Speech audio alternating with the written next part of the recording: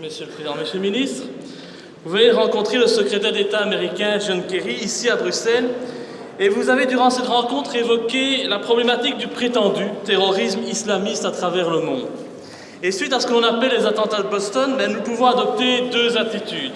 Soit nous reconnaissons la réalité de ces attentats, mais alors nous devrions pleurer toutes les victimes de la barbarie à travers le monde. Or, le 7 avril, un bombardement de l'OTAN dans l'est de l'Afghanistan a tué 10 enfants afghans. En a-t-on parlé aux États-Unis, en France ou en Belgique? Non, pas une seule ligne. En revanche, Boston défraye la chronique. On s'apitoie du sort de chaque victime. Pourtant, quelle différence y a-t-il entre les bombes de Boston et les bombes démocratiquement camouflées de l'OTAN? Les citoyens du monde ne sont assurément pas égaux devant la mort. C'est variable en fonction de leurs idéaux, de leurs origines. Et la seconde attitude à adopter, c'est de remettre totalement en question la réalité même de cet attentat, pour le considérer comme un false flag, un leurre utilisé pour nous manipuler.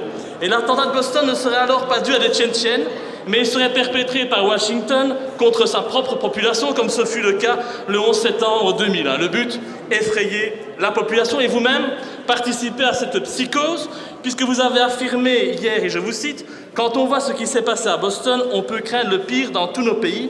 C'est pourquoi nous devons échanger des informations et des pratiques pour lutter contre le terrorisme. » Monsieur le ministre, vous le savez, la peur n'est jamais bonne conseillère. Et donc, puis-je vous demander quelles sont les pratiques américaines que vous souhaitez appliquer en Belgique pour lutter contre le terrorisme?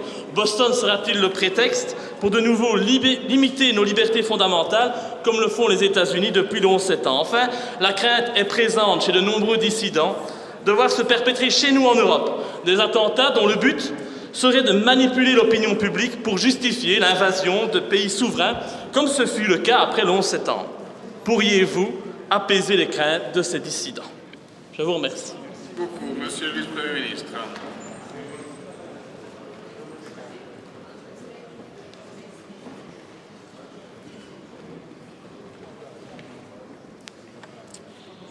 Monsieur le Président, chers collègues, je voudrais dire trois choses. La première, il est particulièrement affligeant de devoir subir pratiquement chaque semaine un tel discours qui déshonore cette Assemblée.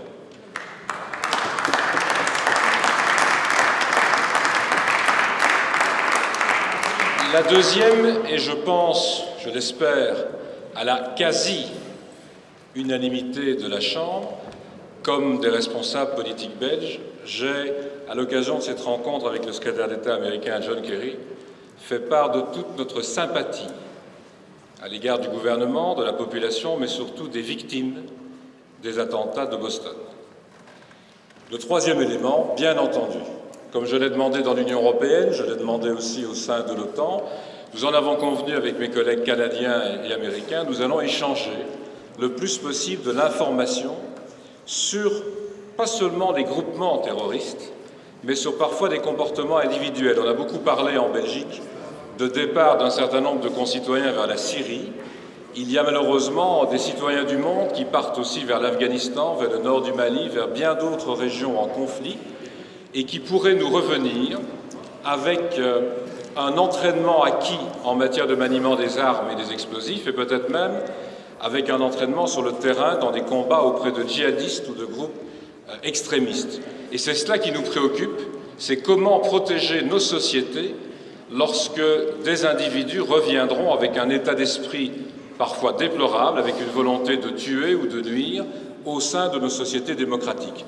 Et je confirme que nous allons dès lors travailler à cet échange d'informations entre l'ensemble des partenaires, non seulement européens, mais aussi nord-américains et d'autres d'ailleurs à travers le monde. Cette préoccupation devient une préoccupation première dans la lutte contre le terrorisme. Merci, Monsieur le Ministre. Monsieur Louis.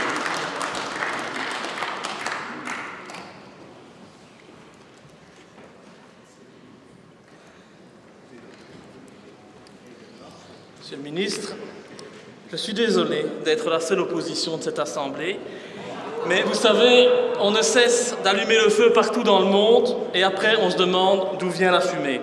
Et en moins de 10 jours, on a connu le pseudo-attentat de Boston, l'arrestation à Toronto de 2 musulmans qui auraient préparé un attentat sur le sol américain.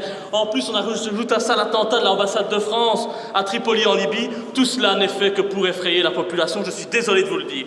Et l'attaque contre l'ambassade de France est un exemple flagrant.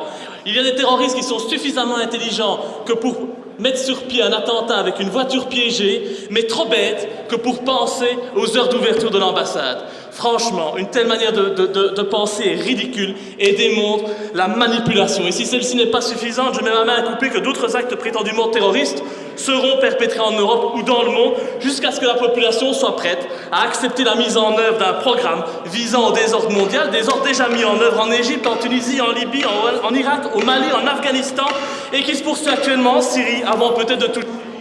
Et là,